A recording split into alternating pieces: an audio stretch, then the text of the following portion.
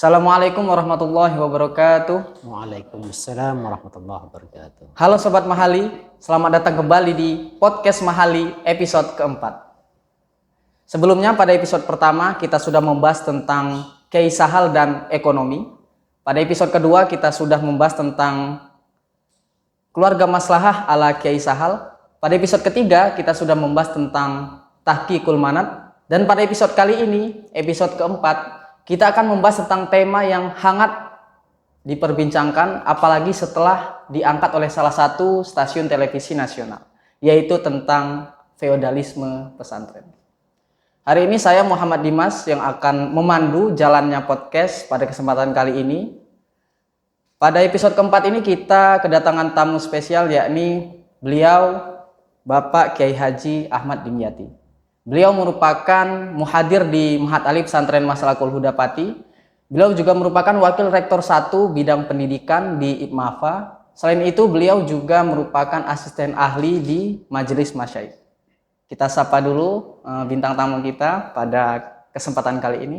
Selamat siang Pak. Selamat siang Mas Dimas. Bagaimana kabar siang ini Pak? Alhamdulillah baik, sehat, selamat dari feodalisme. Alhamdulillah.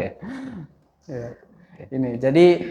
Ini Pak, akhir-akhir ini ada satu isu, satu tema yang sedang hangat diperbincangkan, yaitu pesantren dan feodalisme. Banyak media atau orang-orang yang mengaitkan antara pesantren dan feodalisme. Sebenarnya apa sih Pak feodalisme itu Pak? Baik, Assalamualaikum warahmatullahi wabarakatuh. Sahabat Mahali dan para pemirsa yang saya hormati, Mas Dimas. Ya memang menarik ya bicara feodalisme, apalagi tadi Mas Dimas sebutkan tadi itu kan beberapa tahun lalu ini ramai diberitakan di media mainstream, di televisi swasta, yang itu dihubungkan langsung dengan bagaimana fenomena di pesantren. Lalu muncul terma yang sangat provokatif ya, pesantren dan feodalisme. Nah, memang dari awal kita harus meluruskan ya, arti feodalisme itu kayak apa, munculnya seperti apa, sisi historisnya kayak apa, konteksnya apa, sampai ketika tiba-tiba itu dibawa kepada konteks pesantren. Kalau tidak nanti kita bisa terjebak kepada semacam latah ya, orang Jawa itu latah, ikut-ikutan menyebut pesantren dan feodalisme tanpa tahu apa itu hakikat feodalisme. Nah, kalau dari pengertian feodalisme itu sendiri itu kan setidaknya ada dua arti ya, atau kalau dari penulisan arti katanya itu. Yang pertama itu kalau menunjuk secara harfiah ada yang menyebutkan dari kata feod ya, feod. Feod itu artinya tanah begitu ya, tanah. Nah, bisa kita maklumi atau kita bisa telusuri bahwa feodalisme itu dulu muncul bersamaan dengan era berkuasanya para tuan tanah. Ini dalam konteks historis di Eropa abad-abad pertengahan, di mana kaum-kaum burjuis, kaum-kaum kaya menguasai tanah, lalu mereka itu mengendalikan orang-orang bawah, para pekerjanya, para budak-budaknya begitu. Jadi maka arti kata feodalisme dari istilah ini diambil dari kata feod yang konon artinya adalah tanah begitu. Itu yang pertama yang secara harfiah. Tapi juga kita bisa merujuk kepada historis yang lain bahwa feodalisme ini sebenarnya berasal dari kata fev atau feodum ya, feodum. Ini merujuk kepada praktek politik di abad pertengahan. Di era-era abad pertengahan atau abad ke-8 atau Dark Age di Eropa itu kan dulu ada ketika kemunduran kerajaan Romawi misalkan. Itu kan pemerintah pusat itu kan kesulitan untuk mengontrol kekuasaannya sangat luas. Jadi Romawi kan salah satu kekaisaran yang sangat luas begitu ya, sangat luas. Tetapi karena luasnya itu belum didukung dengan teknologi komunikasi yang cepat, lalu kemudian juga infrastruktur jalan juga tidak bisa dengan cepat, itu tidak mendukung misalnya bagaimana pemimpin itu mengambil tindakan yang tegas. Misalkan daerah tertentu yang jauh dari pusat kekuasaan ada pemberontakan, lalu dia tidak bisa serta-merta mengirim tentaranya untuk mengendalikan. Lalu itu maka muncul yang namanya feodum. Feodum itu semacam pejabat-pejabat lokal yang diberi wewenang oleh kaisar ketika itu untuk sebagai kepanjangan tangan kekuasaan dari kaisar. Nah, mereka inilah orang-orang yang mengendalikan wilayah-wilayah masing-masing, feodum. Nah, dari sini muncul istilah feudalism. Nah, kata-kata ism di situ kan memiliki arti sebagai sebuah paham atau sebuah aliran atau sebuah teori. Nah, ketika berada pada wilayah pengertian terminologi seperti ini, ada feodalismenya, berarti kan menunjuk pada suatu paham, suatu aliran mengenai politik yang di situ kekuasaan itu didistribusikan dari penguasa tertinggi, bisa kaisar, bisa raja, didistribusikan kepada pejabat-pejabat lokal. Nah, ini arti kata feudalism. Nah, kemudian secara historis lagi dalam praktek umumnya feudalisme ini kan dicirikan oleh beberapa hal. Yang pertama tadi itu ada distribusi kekuasaan, terdesentralisasi, terdistribusi dari penguasa yang paling tinggi, penguasa yang paling atas ya dalam ini kaisar atau raja ya, didistribusikan kepada para penguasa-penguasa lokal atau bawahannya. Bisa penguasa daerah, bisa gubernur, bisa juga raja-raja kecil, yang ini mereka itu loyal mendukung kepada sang kaisar ini. Nah, itu seterusnya begitu. Nah, ciri pertama itu ada semacam pembagian atau distribusi kekuasaan dari penguasa tertinggi kepada para pendukungnya. Ciri yang kedua, feudalisme itu dikaitkan dengan ciri yang berikutnya, yaitu adanya semacam resiprositas, hubungan yang sifatnya resiprositas. Resiprositas itu kan semacam hubungan timbal balik.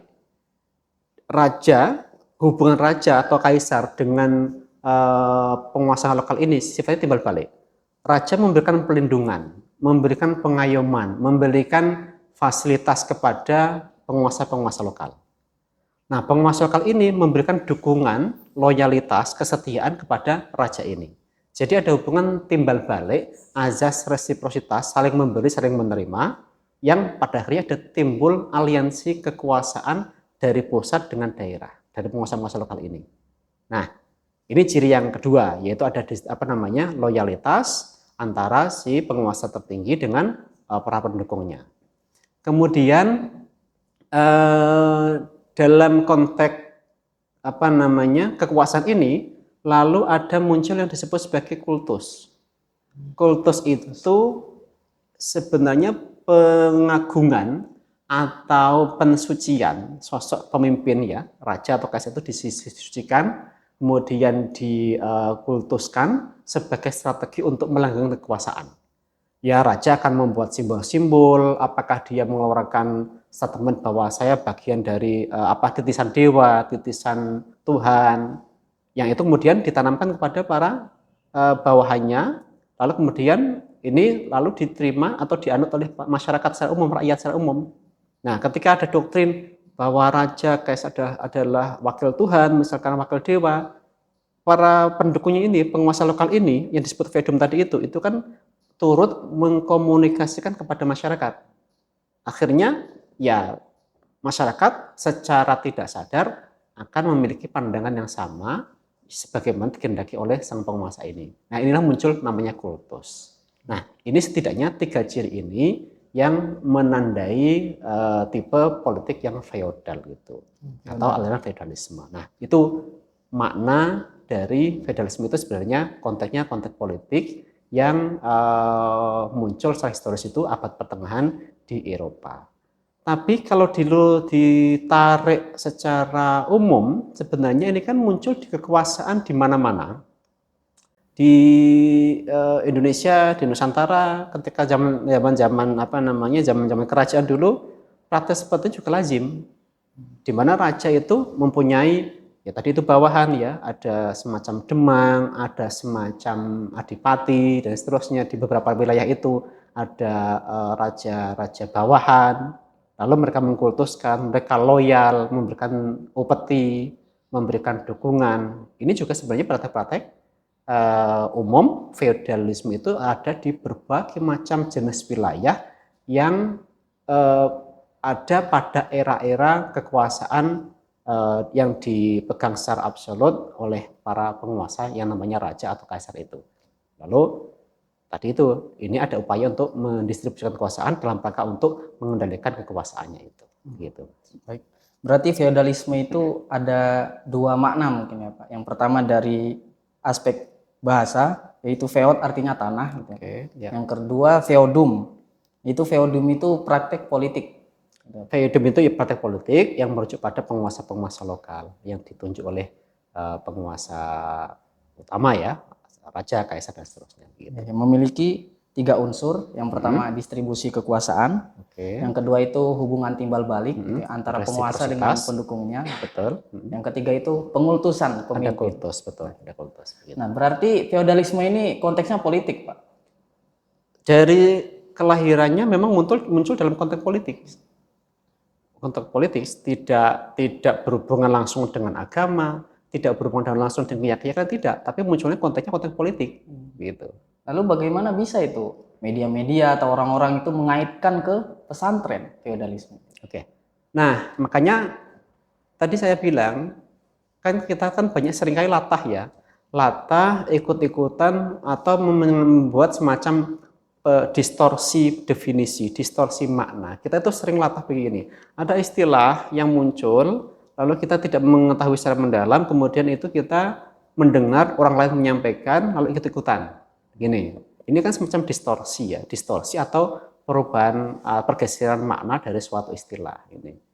Nah, kalau tiba-tiba kemudian dimunculkan dikaitkan dengan pesantren, dengan agama, dengan kelompok-kelompok tertentu, ini tentu harus kita lacak pada konteksnya. Konteksnya itu begini. Kenapa istilah itu muncul? Dalam peristiwa apa? Konteks itu pasti dimulai dari suatu peristiwa. Nah, kalau kita perhatikan di pemberitaan di media-media televisi pada waktu itu kan dikaitkan dengan dalam tanda petik beberapa praktek penyimpangan ya di sebagian pesantren ya. Ini saya tidak bermaksud untuk menuduh apapun, tetapi menjelaskan konteks munculnya istilah ini di beberapa waktu yang lalu itu karena ada pemberitaan yang begitu masif di media televisi swasta tentang beberapa praktek yang menyimpang di sebagian pesantren, di mana perilaku mereka itu terkesan mirip-mirip dengan ciri-ciri feodalisme yang tadi saya sebutkan di atas. Ada misalnya kekuasaan absolut. Di sini bisa kita lacak, kiai nampaknya dianggap sebagai penguasa absolut yang punya kepentingan melanggengkan kekuasaan, yang punya kepentingan mengendalikan santri-santrinya, yang kemudian ingin dikultuskan, yang ingin selalu dihormati. Lalu santrinya atau bawahannya ini itu juga mempunyai kepentingan untuk mendapat perlindungan dengan cara memberikan dukungan kepada yang kiai ini. Apakah tepat? Sekali lagi harus kita lihat konteksnya. Peristiwa apa yang melatar belakang ini? Di media itu kalau memang mengacu kepada peristiwa di pesantren tertentu, maka perlu ditelusuri lagi. Pesantren seperti apa? Peristiwa seperti apa yang muncul di situ? Yang pertama konteks itu maknanya. Peristiwa apa? Yang kedua tentu dalam dunia broadcast, dalam dunia pertelevisian, dalam dunia komunikasi, publikasi itu kan kita harus melihat bahwa siapa di balik pemberitaan ini. Seringkali pemberitaan itu kan disetting dengan ideologi tertentu, kepentingan tertentu, begitu. Yang ini punya message, punya pesan, apa yang mau disampaikan. Dalam teori komunikasi itu kan dalam pemberitaan semacam televisi seperti ini atau media digital itu kan ya ada peristiwa offline, komunitas atau offline reality. Kemudian dia itu kan dibawa kepada dunia digital atau online representation.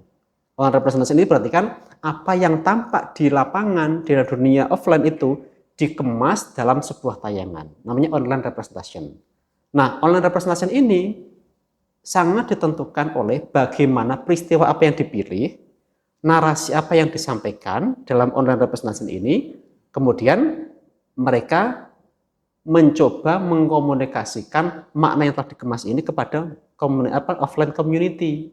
Kita sebagai penonton televisi itu memaknai kata feodalisme itu berdasarkan setting pemberitaan yang peristiwanya, tokohnya, kejadiannya, bahkan definisinya sudah disetting sedemikian rupa oleh si produser acara ini gitu. Nah, makanya kalau kita tidak mempunyai kemauan untuk menulis lebih lanjut, kok ada berita seperti ini ya? Lalu kita tidak punya keinginan untuk memahami lebih dalam lagi, hanya semata-mata dari pemberitaan ini, ya kita terjebak kepada distorsi makna, distorsi definisi, pembelokan arti, itu sangat mungkin terjadi. Nah, dalam konteks tadi itu, ketika muncul feudalisme pesantren, harus kita telusuri lagi aspek-aspek yang berkaitan dengan munculnya peristiwa ini. Kita lihat dari minimal dalam sebuah teori komunikasi di digital atau komunikasi online begitu.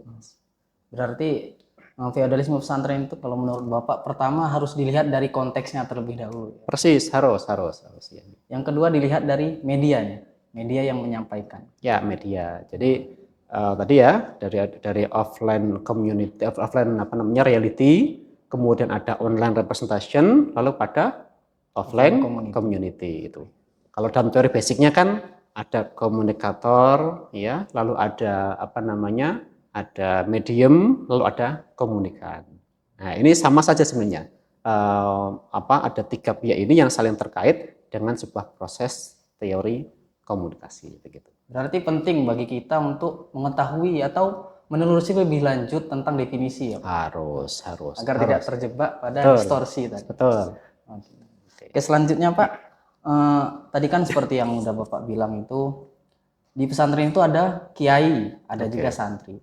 Itu bagaimana itu sejarah, tradisi, hierarki atau sejarah hierarki yang ada di pesantren itu Pak?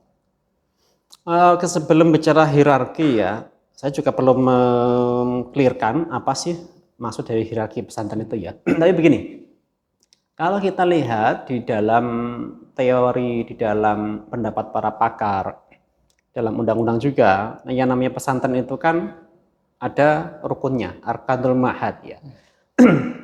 Harus hafal. Jadi sebagai orang Mahatali harus hafal. Arkanul ma'had, yang pertama, kiai. Bahwa pilar pembentuk pesantren itu pasti ada kiainya. Kalau ada pesantren ada kiainya, namanya bukan pesantren. Nah, karena banyak di beberapa tempat ada tren orang kaya pengen tobat, membuat pesantren, tapi bangunannya jadi, santrinya ada, tapi cari kiai dulu, lowongan kiai. Nah, ini kan berarti kan belum pesantren. Itu ada itu di luar, sekarang banyak sekali. Banyak. Pertama kiai, ini pilar utamanya. Yang kedua, yaitu santri. Santri ini berarti kan murid ya, murid, talib, atau muta'alim. Ini kan unsur-unsur istilah-istilah yang akrab di kita. Yang menunjuk pada pilar kedua adalah si santri ini sebagai peserta didik. Yang ketiga yaitu adanya masjid atau surau atau musola. Karena bagaimanapun pesantren itu lembaga pendidikan, kalau kita lihat dalam satu aspeknya, lembaga pendidikan Islam, di situ ada aktivitas ibadah kolektif yang biasanya terpusat di surau atau di musolanya. Itu wajib ada. Makanya kalau ada pesantren yang tidak punya tempat musola, yang tidak harus bangunan terpisah, enggak. Tapi ada ruangan yang difungsikan sebagai musola, syukur punya musola yang memang khusus, ini harus ada karena merupakan unsurnya. Kalau belum punya berarti belum lengkap memenuhi unsur sebagai pesantren. Yang keempat, kitab kuning. Nah, ini pilar yang utama yang orang harus betul-betul cermat bahwa namanya pesantren itu lembaga pendidikan yang lahir dari tradisi budaya Indonesia, Islam Indonesia, dan dicirikan dengan kajian kitab kuningnya. Ini memang sebagian orang ada yang keberatan. Karena ternyata misalnya kayak di beberapa pesantren di luar Jawa, itu tidak selalu menggunakan kitab kuning, tapi menggunakan dirasah Islamiyah. Dirasah Islamiyah itu semacam kajian tematik yang ya mungkin isinya sama, tentang ibadah, tentang muamalah, tentang nahwal wasaksiyah, sampai seterusnya dalam bidang fikih. Nanti misalkan dalam akidah juga begitu, ada keimanan, ada iman, Islam, Islam dan seterusnya, ada juga seperti itu. Tapi mereka itu tidak mengkitab Quran tertentu, tapi menggunakan cuplikan dari sumber A, B, C menjadi semacam modul. Ini dirasa Islamiyah. Nah, tetapi kita sudah bersepakat, baik ciri-ciri yang dikemukakan oleh misalnya oleh almarhum Cak Nur Majid ya, misalkan juga oleh Pak Ahmad Baso, oleh Pak Zaman Sori Dovir, oleh para pesantren stadis ya, oleh siapa lagi itu, Martin van Brunissen misalkan, lalu diperkuat dengan undang-undang pesantren, itu jelas bahwa Arkanul Mahad itu harus ada kitab kuningnya. Karena inilah yang paling otentik dalam pendidikan pesantren yang menjadi ciri khas pendidikan Indonesia. Kalau ada yang tidak menggunakan kitab kuning, itu bisa kita sebut sebagai varian-varian dari model atau jenis pesantren yang berkembang sekarang. Nah, ini tadi bicaranya kan mengenai hierarki pesantren ya. Kita harus clear dulu. Pesantren itu ada 4 pilar ini begitu. Nah, terus kemudian apakah ada hierarki? Pertanyaan tentu itu dulu. Apakah ada hierarki dalam pesantren? Kita clearkan dulu. Hierarki itu kan sebuah penjenjangan tingkat. Tingkat ini bisa kita maknai sebagai leveling otoritas. Ini bisa kita pakai untuk apapun. Konteks politik bisa, konteks hukum bisa, konteks manajemen juga bisa. Ini namanya hierarki.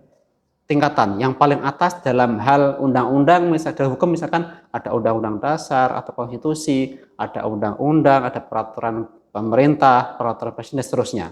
Dalam politik misalnya ada presiden, ada wakil presiden, ada para menteri, lalu ada DPR dan seterusnya. Ini hierarki sampai pada Pak RT itu hierarki. Nah, apakah pesantren ada? Kita harus perjelas dulu hierarki seperti apa. Kalau memandang hubungan manajerial di pesantren, ada kiai sebagai pengasuh, lalu ada semacam mungkin dewan pengasuh yang lainnya, karena biasanya di pesantren besar itu ada pengasuh utama dibantu oleh dewan-dewan pengasuh. Ada kiai utamanya, ada para pembantu-pembantunya, ada para kiai-kiai pembantunya. Lalu di bawahnya lagi ada dewan asatid misalnya. Lalu ada pengurus santri, ada pengurus mabnanya, lalu ada santri. Nah, kalau ini kita pandang sebagai sebuah hierarki, maka pesantren layaknya institusi yang lainnya, lembaga lainnya, itu pasti punya hierarki. Kenapa tuh butuh ada hierarki itu? Hierarki ini diperlukan untuk menjalankan manajemen, pengelolaan. Tanpa ada hierarki, tanpa ada leveling otoritas dalam manajemen, maka sebuah organisasi tidak akan bisa berjalan dengan baik. Contoh di pesantren, kalau tidak ada hierarki, kiai dianggap setara dengan santri, siapa pengambil keputusan? Bagaimana proses pertanggungjawabannya? Bagaimana mekanisme kontrolnya? Nah, hierarki ini kan hal yang wajar, dimanapun, tidak cuma pesantren, ya di Mahat Ali, ya di perguruan tinggi, di pemerintah politik, semuanya ada hierarki organisasi itu. Di parpol juga ada, pasti ada itu. Nah, itu hierarki pesantren seperti itu. Satu itu. Yang kedua, saya ingin menyoroti secara khusus konteksnya dengan isu feodalisme ini. Kalau dikaitkan dengan hierarki itu, bagaimana sebenarnya hubungan antara santri dengan kiai dengan santri itu seperti apa? Apakah ini membentuk suatu hierarki? Kita lihat dulu. Kiai itu tidak semata-mata pemimpin atau pimpinan manajerial. Tidak semata-mata orang yang membutuhkan, punya otoritas kekuasaan politik. Beliau terbatas ya. Tetapi beliau juga sebagai figur teladan, role model. Dia juga semacam pemegang otoritas keilmuan. Beliau kiai juga pemegang otoritas spiritual dan semua kompetensi yang sifatnya kompleks yang itu membentuk otoritas. Semakin kompleks unsur pembentuk otoritas kiai dalam teori modalitas, maka semakin kuatlah posisi kiai ini. Sudah alim, punya kemampuan manajerial, kemudian juga mempunyai aset yang banyak misalkan, relasinya baik, maka orang akan sangat hormat kepada beliau ini dibandingkan misalkan dengan kiai yang dalam tanda petik hanya punya otoritas keilmuan. Nah ini kan hubungan ini sebenarnya otoritas yang sangat kompleks di kiai itu. Jadi bukan karena semata-mata dia jadi kiai lalu kemudian wajib dibuat menghasilkan ketertundukan mutlak, itu tidak begitu.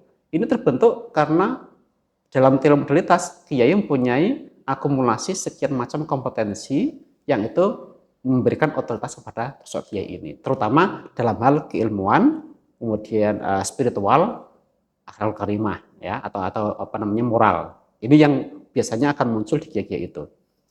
Dalam relasi yang terbangun dengan santri ini kan orang yang datang yang melihat bahwa sosok kiai ini sosok yang ideal, alim, kemudian bijaksana, punya kemampuan manajerial, juga punya banyak lagi modal-modal yang lainnya. Lalu dia ingin belajar, datang ke sini ini. Datang belajar ini sebagai seorang murid, bukan sebagai seorang bawahan. Lain dengan sejarah tadi feodalisme. Dalam feodalisme, raja ketika memberikan kekuasaan kepada orang-orang di bawahnya, ini kan karena punya motif. Saya pengen dilanggengkan, pengen didukung, jangan sampai kehilangan otoritas politik saya, kekuasaan saya. Kiai kan tidak begitu. Kiai itu kan mau punya santri banyak, alhamdulillah, ora popo, karena niat saya sebagai kiai adalah pengen mengajarkan ilmu agama, pengen taklim, pengen dakwah, kan gitu kan ya. Bahwa santrinya baik itu alhamdulillah. Artinya apa? Status sebagai seorang kiai ini tidak ditentukan oleh keberadaan si santri ini. Meskipun dia sebagai pilar pesantren, tetapi bukan sebagai variabel penentu di mana kalau santrinya ini tidak memberikan dukungan, kiai kehilangan otoritasnya atau tidak begitu. Nah, ini yang